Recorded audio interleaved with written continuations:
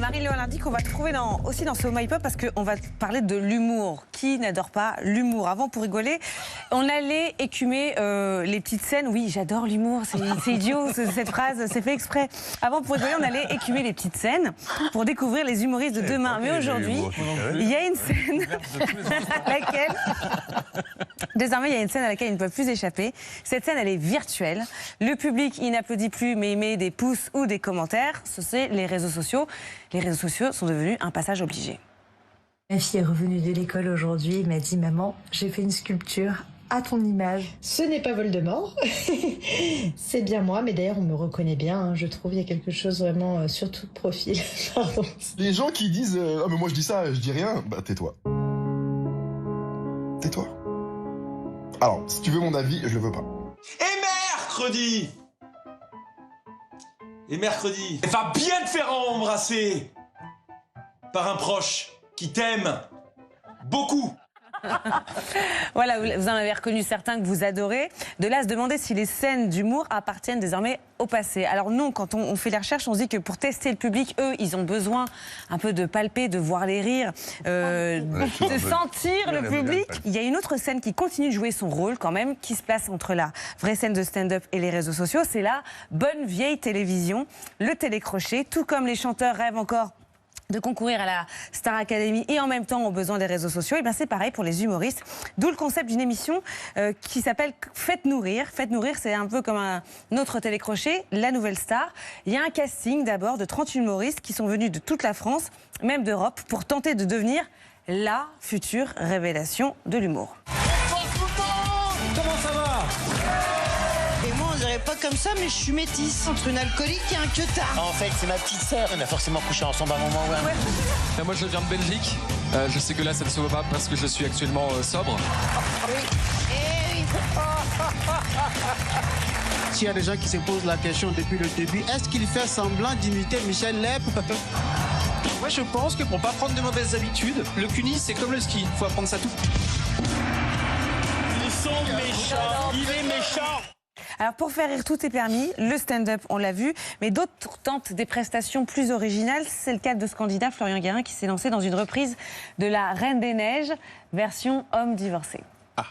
Libéré, divorcé, je ne reviendrai plus jamais. Libéré, divorcé, c'est décidé, je m'en vais. T'as plus qu'à signer ce petit bout de papier. Ça vient de chez Notaire.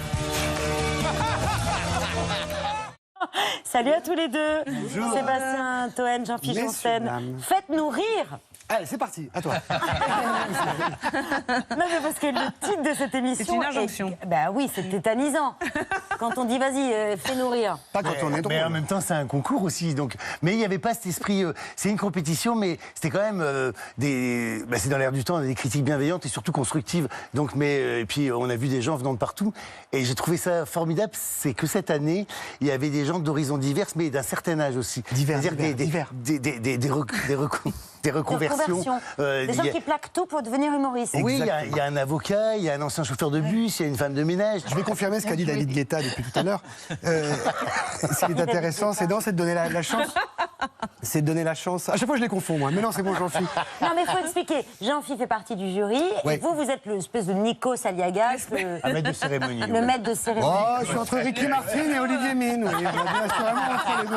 C'est un big ça. Voilà, c'est pas Ricky Gervais, c'est Ricky Martin. Malheureusement Donc vous pour alliez dire moi. quoi pour rebondir sur ce que disait David Guetta? Oui. Non, ça veut dire que moi, je présente le show, parce que c'est un show, c'est un vrai talent show.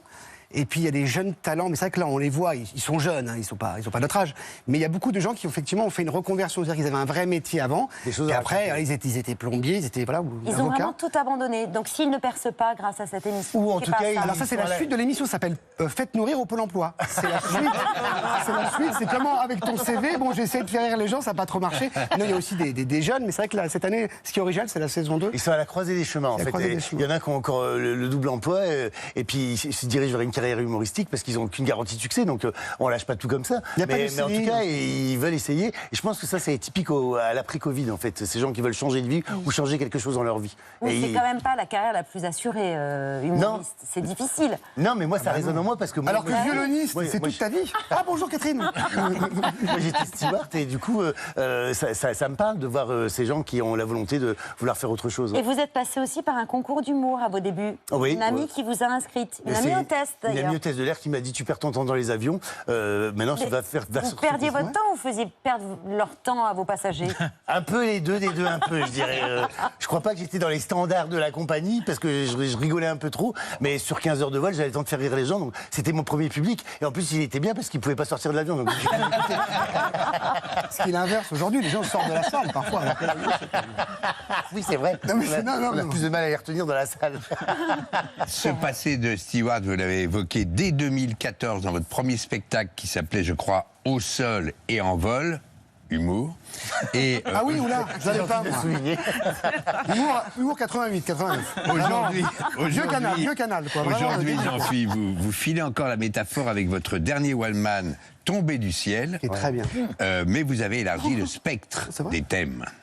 Je m'appelle Jean-Philippe parce que mon père est fan de Johnny Hallyday depuis 50 ans. Oui, alors je sais, ça ne se voit pas parce que j'ai le 13e mois sur la gueule en injection, mais quand même, je sais très bien que je ne suis plus Lady Di. Aujourd'hui, je suis Camilla Parker Bowles. Quand j'ai vu Danser avec les stars, j'ai appelé ma mère. Je dis, maman, tu te rends compte, je suis pris à danser avec les stars, je suis pris à danser avec les stars. Ma mère, elle a fait, ah oui, mais avec quelle star tu vas danser? À partir de jeudi et jusqu'à dimanche, vous jouerez ce spectacle Tombé du ciel au Théâtre de la Madeleine à Paris, les 30 et 31 octobre aux Folies Bergères, après avoir joué aux États-Unis. À l'automne dernier, ils comprenaient l'accent ch'ti là-bas. Une tournée pour les francophones, d'Américains, pas pour les Américains. J'ai pas la prétention de traduire mon spectacle en américain, mais c'était l'Alliance française qui a commandé le spectacle, et donc j'ai joué de Los Angeles à Miami en passant par New York, et donc c'était assez flatteur et de voir que les gens m'attendaient outre-Atlantique, j'adore dire ça, outre-Atlantique, on m'attendait, ça m'a fait plaisir. J'en à Broadway. Je suis content justement parce qu'on en parle dans le spectacle de rencontrer Marcus de Danser avec les stars, parce que il s'avère que moi j'ai quitté Danser avec les stars avec Marie Denigo. Et lui, il redanse à danser. On dit une successeur parce qu'il danse avec Marie Denigo, ma danseuse. Ouais. Donc, vous êtes trop mignon. On espère plus de succès. Oui, j'ai fait 6 primes quand même. Hein. 6 primes. 6 primes sur 10. Okay. Oui. Moi, j'avais la chance, c'était pas pour mes capacités, c'est le public qui me sauvait à chaque fois.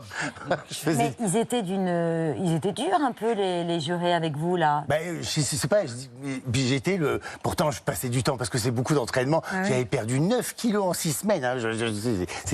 C'était hard, mais je sais pas. Et puis c'est difficile de se jeter en direct tous les samedis soirs, sans filer sur. Et moi, j'ai toujours eu des problèmes avec la droite, la gauche. Donc quand on me dit à droite, je parle du. Donc pas la politique. Te manque pas, c'est quasiment en direct. Te manque pas. Beaucoup de mauvais pas. Ouais. Mais ma danseuse, Marine, m'avait toujours dit un truc. Surtout, le jury, il connaît, il n'est pas académique, mais le public, il connaît pas les pas de danse, la chorégraphie. Donc elle me dit, si tu te trompes, si tu loupes un pas, surtout souris. J'ai beaucoup souri. Hein. Sébastien, vous êtes très heureux. Ah, c'est à moi. Oui, c'est à vous. Vous auriez été et toujours à toi. Capable peut-être de faire un concours d'humour pour vous faire repérer. En revanche, jamais de seul en scène, parce que vous avez la trouille en fait. Bien sûr, parce que j'ai pas. Non, mais c'est vrai qu'il faut avoir du courage pour monter sur scène. Moi, j'ai pas grand-chose à raconter non plus. Il y a mon Skyblog, je raconte tout. Si vous êtes abonné, il y a mon OnlyFans, sinon aussi. Donc j'ai pas besoin de faire de scène en fait. Quoi. Mais non, mais ça viendra peut-être moi. Après, moi, j'aime bien l'idée de monter en bande sur scène et peut-être qu'un jour les grosses têtes, on fera un truc. Sûrement. Le père Ruquier, à chaque fois, il en parle. Il a l'air un peu forcé, là, un peu contraint de répondre. C'est pour lui, c'est pour qu'il buzz. En fait, c'est un irrévérencieux. Il lui faut de la matière en face. Il lui faut quelqu'un à couper ou quelque chose. Il lui faut un bouc émissaire. Sans rien devant et quelque chose à raconter.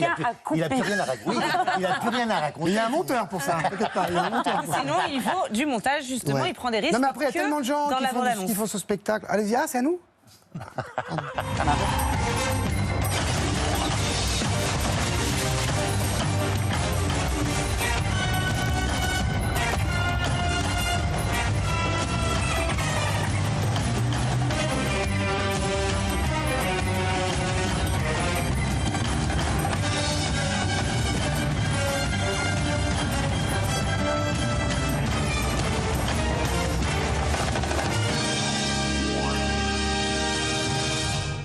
dingue. Il est beau, Stéphane Ravier. On dirait vraiment le sosie du sénateur RN. Non, mais en réalité, quelle chance il a, lui. Moi, un peu moins, mais lui, il a de la chance. Lui. Vous seriez carrément prêt à présenter les Césars, vous avez dit ça. J'ai refusé les Césars. Non, j'ai refusé. Maxime Salah m'a dit, écoute, tu es le nouveau Ricky Gervais. Je fais, non, je suis le nouveau Ricky Martin, j'ai déjà dit, mais je leur dis. Et j'avais pas envie, puis moi, le cinéma, je suis pas très ciné, je suis plus jeu de société, le mille bornes. Oui, c'est vrai. Non, mais j'ai refusé les Césars. Et puis il y a Benjamin Laverne, donc il est quand même très très bien. Donc j'ai accepté Faites Nourrir. Et puis moi j'aime bien le côté MC, comme ça, présenté. Il y a un jury, c'est eux qui disent les horreurs. Moi je suis là pour ambiancer, ça me plaît. Pour consoler les candidats qui ont été recalés, qui ont été buzzés rouges. Oui, mais je pense qu'ils ont tous gagné quand ils viennent, parce que tous ils font déjà de la scène à côté de ça et ils s'en sortent à. Bah déjà d'être arrivé là, puis c'est une belle exposition, je trouve, pour eux. Et puis après, donc c'était un concours, mais il y en a quand même 30 et que les 30 soient déjà là, c'était très bien. Ça veut dire qu'ils avaient quand même un certain talent. Ils ont été repérés dans les 4 coins de la France, puis même en Suisse et en Belgique. Et les finalistes, ils sont forts. Hein. Les finalistes, ils sont forts. Les 6 derniers. C'est le principe des finalistes. Ah oui. Mais je lis le prompteur tout à l'heure. Moi, je sais même pas ce que je dis. On est là pourquoi en fait? Pour Faites Nourrir, la saison 2 qui démarre jeudi sur Comédie Plus et la finale a lieu le. Ils savent pas, le 12 mars. Ah oui. Les gars sont au courant de rien. Quand ça? Le 12 mars. Eh merde, j'ai raclette. Non, mais on sera là, bien sûr.